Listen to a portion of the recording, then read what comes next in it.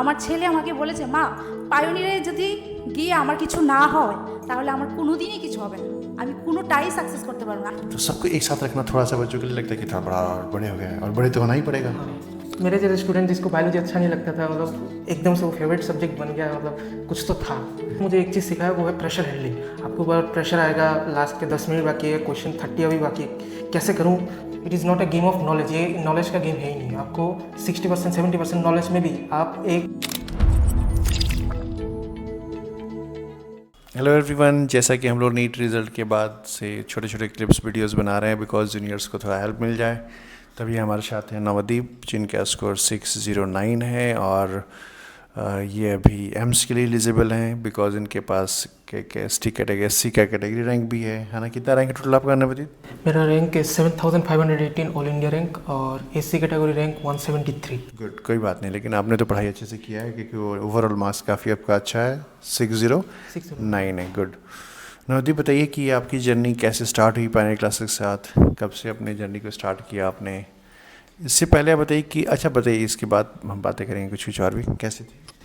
Actually मैं class 9 में जब आया तब मैंने सुना कि नीट जेई करना होता है, प्रिपरेशन 9 से स्टार्ट करना होता है। तो आपका स्कूल क्या है? स्कूल भवन श्री विद्या। ओके, आशीष के दोस्त हैं आप? हाँ गुड, अच्छा। तो आशीष को नहीं पता था, आपको पता चला शुरू हो गया 9th में ही। गुड, ठीक है, बोलिए। हाँ 9th में मैं फिर पता चला वो होता है नीट एंड जेई। तो तिवारी सर पायनियर क्लासेस, मतलब वो वेल नोन था, मैंने सुना भी था, मेरे पापा भी सुने थे। एक्चुअली पापा के जो स्टाफ्स लोग हैं वहाँ उनके भी बहुत सारे स्टूडेंट आपके पास पढ़े हैं, तो बोले कि पायनियर क्लासेस में दो, तो मेरे को दिया। एक्चुअली इनिशियली जो सर का पेस था वो मैं स्ट्रगल कर रहा था, मैं अडाप्ट कर नहीं पा रहा था। जैसे जैसे टाइम गया, 2-3 महीने गया, मैंने अपने पढ़ने के स्टाइल को चेंज किया, घर में जाके लिखना स्टार्ट किया जो भी पढ़ा, तो मैं अडाप्ट करने लगा। फिर मैं जब 10th में उठा तो 9th तक मेरा एक्चुअली क्या था कि बायोलॉजी मुझे ज़्यादा अच्छा नहीं लग रहा था, और सर का जो पढ़ाने का स्टाइल था मतलब वो जेई सेंट्रिक है, मतलब फिजिक्स पसंद था फिजिक्स आपको? पसंद था, हाँ। मैथमेटिक्स भी अच्छा लगता था। तो 10th में मैं जब आया फिर बायोलॉजी वीक था, बट मैंने सोचा कि वीक बायोलॉजी से तो मेरा बोर्ड ख़राब हो जाएगा। सो मैंने मैम के क्लासेस में ज्वाइन किया 10th में। फिर 10th में जब आया, बायोलॉजी का जो लाइफ प्रोसेस था, मतलब वो तो बेसिक था 10th में, बट मैम ने पूरा प्लांट एनिमल फिजियोलॉजी पूरा ही पढ़ा दिया। मतलब डाइजेशन कह दो कि आप सर्कुलेशन कह दो, और फिर breathing, respiration and chemical control coordination, neural control पूरा पढ़ा दिया, पूरा 11th पढ़ा दिया मतलब। और तब से मुझे बायोलॉजी थोड़ा अच्छा लगने लगा कि नहीं, मज़ा है पढ़ने में, मज़ा आ रहा है। और मैम का जो स्पीड था, सिंस मैं 9th में सर के पास पढ़ लिया था तो वो मेरे में स्पीड आ गया था। एक्चुअली क्या होता है ना कि जब बच्चे 8 से 9 में आते हैं ना, तो उनको इनिशियली क्वेश्चन आंसर बेस्ड पढ़ाई करने का हैबिट होता है कि सर ने क्वेश्चन लिखाया, हमने आंसर लिखा, फिर उसको याद किया, फिर एग्जाम में जाके दिया। बट यहाँ पे एक साथ ढेर सारी लॉजिकें चलती होती है ना, एक कुछ इक्वेशन यूज़ हुआ, फिर क्वेश्चन सॉल्व हुआ, फिर अंडरस्टूड हुआ, उसके अंदर लॉजिक है, तो सब एक साथ लगता है कि स्पीड ज़्यादा है, बट वो स्पीड ज़्यादा नहीं है। वो एक्मुलेशन ऑफ मेनी थिंग्स एक साथ चल रहा है, दैट इज़ एक साथ चल रहा है, दैट इज़ बिकॉज तुम एक मोशन के क्वेश्चंस कर रहे हो, तो तुम क्वेश्चन पढ़ रहे हो, वेलोसिटी है, एक्सेलरेशन है, इक्वेशंस है, सॉल्विंग है, तो सबको एक साथ रखना थोड़ा सा बच्चों के लिए लगता है कि थोड़ा बड़ा और बड़े हो गए हैं और बड़े तो होना ही पड़ेगा, है ना। अच्छा, ठीक है। मम्मी के साथ, मम्मी कुछ बताएंगी कैसा था नवदीप? হ্যাঁ, সবার প্রথম আমি স্যারকে অবশ্যই থ্যাংক ইউ এবং ম্যামকেও থ্যাংক ইউ। পায়োনির ক্লাসে জয়েন করে মানে আমার ছেলে সাকসেস পেয়েছে এবং আমার মেয়ে এখন ক্লাস 11-এ পড়ে, আমি বলতে চাই। হ্যাঁ, আমি আশা করছি মেয়েও ভালো হবে। আর স্যারের যেইভাবে মানে আমার ছেলেকে মোটিভেশন দিয়েছে, কারণ আমি আরেকটা কথাই বলবো যে যেই মেন্স যখন এক্সাম হয়েছিল ও সময় পায়নি, প্রিপারেশনের সময় পাইনি, কারণ স্কুলে প্র্যাকটিক্যাল এক্সাম ছিল। স্যার ম্যামকে আমি অনেক রিকোয়েস্ট করার পরও ওরা ক্যান্সেল করেনি। তার জন্য 2 দিনই প্রথম মানে এক্সামের 2 দিন আগেই ওর প্র্যাকটিক্যাল এক্সামগুলি ছিল, আগের দিনও ছিল। তারপর ও প্রিপারেশন করতে পারেনি, যেটা আগে পড়া ছিল সেগুলি দিয়েই ও মানে এক্সামটাকে দিয়েছে যেই মেন্সে। তারপর কি হয়েছিল, আমরা যখন বাড়ি থেকে বের হই তখন মনটা একটু খারাপ ছিল, কারণ ও 3 রাতও ঘুমায়নি। প্র্যাকটিক্যালের জন্য প্রিপারেশন করতে হয়েছে, তারপর যেই মেন্সের জন্য ওর ঘুমটা হয়নি, মনটা ভীষণ খারাপ ছিল। কিন্তু আমাদের এতই ভাগ্য, আমি বলবো ঠাকুরেরই দয়া। স্যার হঠাৎ করে আমার বাড়ির সামনে দিয়ে যাচ্ছিল, সব স্টুডেন্টদেরকে স্যার দেখতে গিয়েছিল যে মানে ওদেরকে ভরসা দেওয়ার জন্য যে তোমরা চিন্তা করবে না, এক্সাম ভালো করে দেবে। তাছাড়া আমাদেরকেও স্যার একটা মেসেজ দিয়েছিল যে যাতে স্টুডেন্টরা একদম উইক না ফিল করে, বা আমরা যাতে কোনো কিছু না বলি ওদেরকে, সবসময় যাতে মনটাকে উৎফুল্ল রাখি, তাদেরকে যাতে আরও উৎসাহিত করি যাতে পরীক্ষাটা ভালো করে দেয়, বা পরীক্ষা দেওয়ার পরও যাতে ওদেরকে কোনো কিছুই জিজ্ঞেস না করি, নেগেটিভ কোনো ধরনের কথাবার্তা না বলি, স্যার আমাদেরকে মেসেজ করেছিল। তারপরও আমার বাড়ির সামনে দিয়ে যখন স্যার যায় আর আমরা মন খারাপ করেই বের হচ্ছি, কারণ ও প্রিপারেশনটা ভালো হয়নি যেই মেন্সের। তারপর আমরা যখন অটোতে উঠবো, হঠাৎ স্যার বাড়ির সামনে যাওয়ার সময় স্যার বোধহয় দেখেছে ওকে, স্যার আবার পিছন দিকে ফিরে এসছে। তো তারপর ওরও মনটা একটু মনে হয়েছে হ্যাঁ আমি ভগবান দর্শন করে ফেলেছি, এটাই বলবো, আমি অবশ্যই বলবো। কারণ যেই জায়গাতে আমাদের মনটা একদম ভারাক্রান্ত ছিল, সেই জায়গাতে স্যারকে দেখা মানে মনটার একটা পজিটিভ এনার্জি অবশ্যই এসছে। তারপর ও প্রণাম করেছে। আমি স্যারকেও ধন্যবাদ দেবো যে আপনি এত শুধু পড়িয়েছেন তা নয়, দায়িত্ব সহকারে সবগুলো স্টুডেন্টের প্রতি আপনি আমাদের মতনই প্যারেন্টসদের মতনই দায়িত্ব রেখেছেন যে ওদের সব কিছু ঠিক আছে কি না, ওরা বেস্ট যাতে দিতে পারে, এটা আপনি চেষ্টা করেছেন। ওই দিনের পর থেকে আপনার প্রতি আমার আরও শ্রদ্ধা বেড়ে গেছে। আমি কি বলবো, এক জায়গায় আপনাকে ভগবানের মতোই বসিয়ে দিয়েছে। না, স্যার যখন বলেছে তাহলে হবে। যাক, যেই মেন্সে ও 96% পেয়েছে, আপনার দয়াতেই পেয়েছে। তারপর যাই হোক, ও নিট প্রিপারেশন করবে, ওর একদিকে বোর্ডস চলছে, বোর্ডসের মাঝখানে ওর জয়হু টেস্ট, তারপর আরবিটি চলছে। ওটা সে ব্যালেন্স করতে পারেছে আপনাদের জন্যই, কারণ আপনারা ওদেরকে শিখিয়েছেন কীভাবে মানে কম্পিটিশন করতে হবে, সব অবস্থায় রাজি থাকতে হবে, সেটা আপনাদের কারণেই হয়েছে। কারণ আমরা এত মোটিভেশন জোগাতে পারবো না, আপনারা অনেক করেছেন ম্যাম, এবং আপনি অবশ্যই আমাদের কাছে ভগবানের সমান। আর বলবো, নিটটা ওর ছিল ক্রিটিক্যাল ছিল, কারণ ও নিট অ্যাসপিরেন্ট ছিল না, ওর ম্যাথটাই মেনলি ছিল। কিন্তু ম্যামের কারণে ও বায়োলজিতে যে ও বলতো আমি কি পারবো সবসময় বলতো পারবো, আমি বলছি পারবি, তুই পারবি। ঠিক পেরেছে ম্যাম, এত ভালো বুঝিয়েছে। ও বলেছে, আমার ছেলে আমাকে বলেছে, মা পায়োনিরে যদি গিয়ে আমার কিছু না হয় তাহলে আমার কোনো দিনই কিছু হবে না, আমি কোনোটাই সাকসেস করতে পারবো না। আমি সবসময় মা হিসেবে বলতাম, বাবা তোর আর্ট টিচার লাগবে, সরি স্যার, আমি বলতাম, কারণ মা বাবা হিসেবে আমার একটা উইকনেস থাকে। আমি বলতাম তোর যেহেতু তুই নিট প্রিপারেশন করছিস, তাহলে তোর কি বায়োলজি ম্যাম তো আছেই, আরেকটা টিচার দেখি আমি। ও বলছে একদম দরকার নেই, কারণ স্যার ম্যাম যেভাবে আমাদেরকে পড়ায় না, এটা করে যদি পায়োনিয়ার থেকে যদি আমি কোনো সাকসেস না করতে পারি, কোনো অ্যাচিভ না করতে পারি, তাহলে আমার কোথাও গিয়ে কিছু হবে না। তখন আমারও সেই সাহসটা জুগেছে, মানে কনফিডেন্টটা আমিও পেয়েছি যে হবেই। তা আমি একদম খুশি স্যার, থ্যাংক ইউ, এবং ম্যামকেও থ্যাংক ইউ জানাচ্ছি। नवदीप, मम्मी ने बताया कि तुम्हारा पहले माइंडसेट था जेई की तरफ, है ना, जैसे बात में बताया उन्होंने, और बाद में शिफ्ट हुआ कि बायोलॉजी। क्यों ऐसा, क्यों बायोलॉजी टफ लग रहा था पहले? बायोलॉजी सर एक्चुअली बचपन से ही मैं जब पढ़ रहा था, मतलब मैं देखता था कि याद करने में थोड़ा मुश्किल होता है, मेमोराइजेशन में। वो तो फिजिक्स जिसका अच्छा होता है उसको दिक्कत होता है, ये बात है, ठीक है। तो बायोलॉजी तो वही है, पूरा मेमोराइज 80%। हाँ, इसलिए मैंने सोचा नहीं मैं जेई में जाऊंगा। फिर 10th में जब मैम के यहाँ आया, लिटरली लाइफ प्रोसेस मुझे आज भी पूरा कॉपी याद है, कुछ किस लाइन में क्या था, कौन सा लाइन में क्या था, नेक्स्ट पेज में क्या था, वो प्रॉपर याद है आज भी लाइफ प्रोसेस का। बायो का स्कोर कैसा था आपका फिर इस बार नीट में कैसा था? नीट में 346 था। 346 था, 346। ओके। और उस वक्त आपका वो आउट ऑफ 360 346 था आपका, राइट?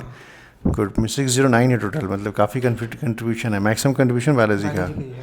और जबकि जिस बच्चे को 10th तक बायोलॉजी पढ़ना अच्छा नहीं लग रहा था, राइट, है ना? 9th तक, 10th में एक्चुअली मैम की वजह से थोड़ा शिफ्ट होने लगा बायोलॉजी। गुड। और अभी आपको मतलब क्लोज टू फुल मार्क्स है ये, क्योंकि वो 3 क्वेश्चन में 1 क्वेश्चन छोड़ दिया आपने, और 2 एक क्वेश्चन मैंने छोड़ दिया, पूरा डाउट लग रहा था। वो क्वेश्चन की कलेक्टिंग डक्ट में नहीं, मतलब लूप ऑफ हैंडले में यूरिन का वो होता है, अरे क्या कंसंट्रेशन होता है, जो कि एक कंट्रोवर्शियल स्टेटमेंट है, क्योंकि यूरिन नहीं, वो फिल्ट्रेट का वो कंसंट्रेशन होता है। तो मुझे लगा कि इसे ना देना ही अच्छा होगा, और 2 क्वेश्चन इसलिए मिस्टेक हो गया। मतलब होना नहीं चाहिए था। कॉपी में किया था सब कुछ? हाँ हाँ, वो इजी क्वेश्चन था, वो भी ऐसा नहीं कि एक टफ क्वेश्चन था इसलिए सिली मिस्टेक हुआ नहीं। नहीं, वो होता है कि फिजिक्स केमिस्ट्री भी साथ करना होता है ना, अर्नब ने भी बताया उसका भी स्कोर था ऐसे ही, बट उसने बाकी सब्जेक्ट भी करना होता है। ठीक है, ओवरऑल मार्क्स अच्छा होना चाहिए, है ना। कैसा बायोलॉजी की क्लासरूम की जर्नी कैसी थी? क्या सब्जेक्ट, क्या टॉपिक आपको अच्छा लगता था, ऐसा कुछ? Biology, okay. तो 11th में जब आया तो मैम का जो स्पीड था उसके साथ मैं अडॉप्ट कर लिया था, क्योंकि 10th में मैंने पढ़ा था। तो मेरा जो बेस था एकदम प्रॉपर क्लियर था, और मतलब ऐसा हुआ, मैं बोल सकता हूँ लास्ट में 11th के लास्ट में एनिमल फिजियोलॉजी, ह्यूमन फिजियोलॉजी एक चैप्टर है, मतलब एक यूनिट है। तो उसमें मुझे एफर्ट देने ही नहीं पड़ा 11th में, क्योंकि मैम ने 10th में पूरा ऑलमोस्ट, और 11th में तो पढ़ा दिया, सब कुछ पढ़ा दिया। हाँ ऑलमोस्ट सब पढ़ा दिया। सिर्फ एक दो मतलब छोटे मोटे डेटा जैसे कुछ राइट शिफ्ट लेफ्ट शिफ्ट वाला कर्व ना, ओवरऑल मैक्सिमम ही पढ़ा दिया था। तो मुझे ह्यूमन फिजियोलॉजी में ज़्यादा प्रॉब्लम नहीं हुआ। और इनिशियली जैसे एनिमल किंगडम, प्लांट किंगडम, फिर लिविंग वर्ल्ड, ये जो यूनिट था ये थोड़ा पूरा ही मतलब मेमोराइजिंग चैप्टर है। लेकिन मैम ने जिस तरीके से पढ़ाया, छोटे छोटे ट्रिक्स, न्यूमोनिक्स, और मतलब एक टॉपिक के साथ दूसरे टॉपिक को कैसे रिलेट करके पढ़ोगे सो दैट इट स्टे, मतलब ये माइंड में रहे, याद रहे फॉर लॉन्ग टर्म। तो मैम का जो पढ़ाने का तरीका था वॉज वेरी गुड, मतलब बहुत अच्छा था, बेस्ट था। और नोट्स एनफ है, और साइड बाय साइड नोट्स के साथ साथ एनसीईआरटी को एक साइड में रख के पढ़ो, रिलेट करके पढ़ो कि एक साइड में कॉपी मैम ने क्या लिखाया है। अगर एनसीईआरटी पढ़ के कोई लाइन समझ में नहीं आ रहा है तो मैम के पास जाओ, या तो कॉपी में रहेगा या तो मैम के पास जाके पूछो कि मैम इसको थोड़ा और समझा दीजिए।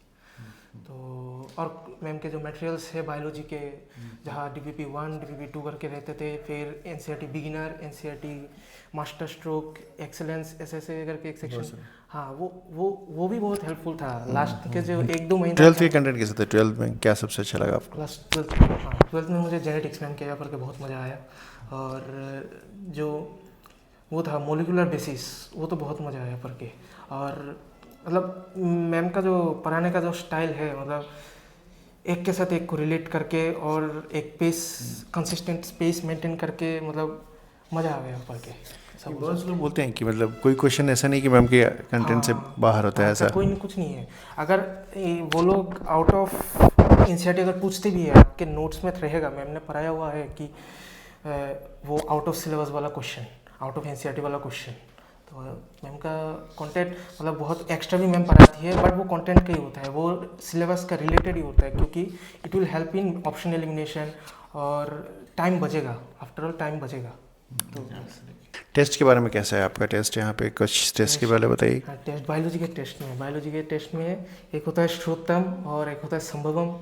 तो संभवम ने मुझे एक चीज़ बहुत अच्छे से सिखाया है कि आप सोचिए, बच्चा टेस्ट के बारे में बोला तो स्माइल कर रहा है फेस पे, मतलब कितनी अच्छी चीज़ होगी वो। एक्चुअली मेरे जैसे स्टूडेंट जिसको बायोलॉजी अच्छा नहीं लगता था, मतलब एकदम से वो फेवरेट सब्जेक्ट बन गया, मतलब कुछ तो था। तो श्रोतम में 30 मिनट्स में वो 200 मार्क का क्वेश्चन पेपर, और संभवम 40 मिनट में 360।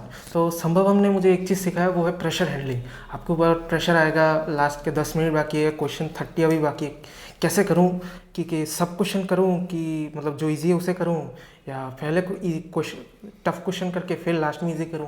जो स्ट्रेटेजी बनाना है वो सिखाता है आपको संभवम। वो सिर्फ आपका स्पीड नहीं बढ़ाता, आप कैसे प्रेशर को हैंडल करोगे, किस स्ट्रेटेजी को फॉलो करोगे, किस सिचुएशन में कैसे रिएक्ट करोगे, मतलब ओवरऑल वो मेंटल एक शेप देता है आपको Sambhavam. It's not just a test कि आप 40 मिनट में स्पीड बढ़ा लिया, नहीं, आपका मेंटल शेप देता है। मतलब एक लड़का जिसका ये कहना है कि बायो उसको पसंद नहीं था 9th तक, 10th में बायोलॉजी उसका फेवरेट हुआ और वो इंजीनियरिंग से मेडिकल की तरफ शिफ्ट हो गया, और अभी वो मुझे बोल रहा है कि सर हम आउट ऑफ 360 346 स्कोर किए हैं।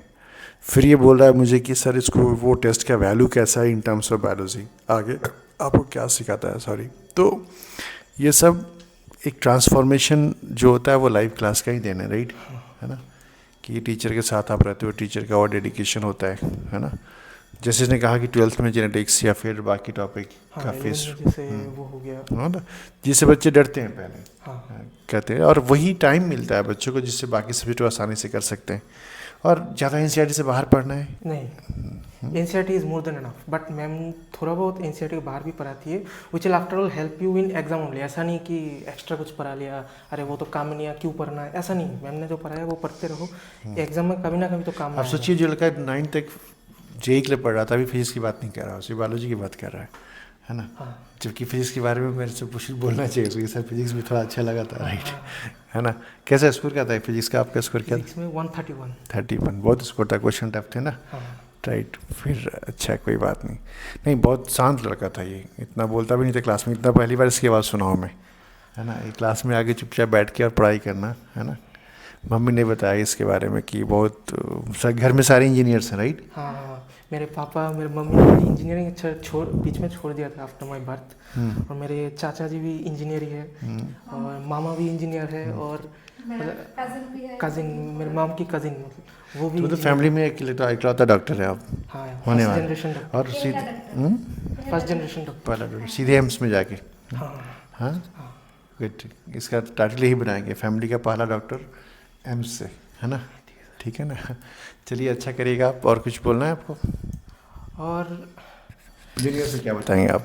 जूनियर्स को बोलूँगा कि नीट जो एग्ज़ाम है वो it is not a game of knowledge, ये नॉलेज का गेम है ही नहीं। आपको 60% 70% नॉलेज में भी आप एक प्लेयर को जो 90% 99% नॉलेज है उसको आप हरा दोगे, क्योंकि इसमें आपको स्पीड चाहिए, एक्यूरेसी चाहिए, और प्रेशर हैंडलिंग और स्ट्रेटजी। और ये सारा कुछ फाइनल क्लासेस आपको? फाइनल क्लासेस, हाँ, वो जो संभवम टेस्ट था मैम का, लिटरली प्रेशर हैंडलिंग मेरे को सिखाया है कि जब दबाव आएगा 10 मिनट में क्या करना है, कैसे करना है, वो संभवम ने सिखाया है। तो बायोलॉजी टेस्ट जो भी है बहुत हेल्पफुल है। फिजिक्स नहीं है? हाँ, फिजिक्स भी है। इट वॉज माई फेवरेट, इसलिए मुझे कुछ माई फेवरेट। हाँ, পায়োনির ক্লাস में মানে আমি চাইবো যে পায়োনির ক্লাস অবশ্যই জয়েন করো, আর একটু ধৈর্য থাকতে হবে। ধৈর্য থাকলে শেষটা ভালো দেখবো, কারণ স্যার সবসময় বলে যে যখন আমরা পরীক্ষা নিই অনেক স্টুডেন্ট অনেক লো মার্ক পায়, অনেক কম মার্ক পায়, কিন্তু এখানে ঘাবড়ানোর কিছু নেই, মন খারাপের কিছু নেই।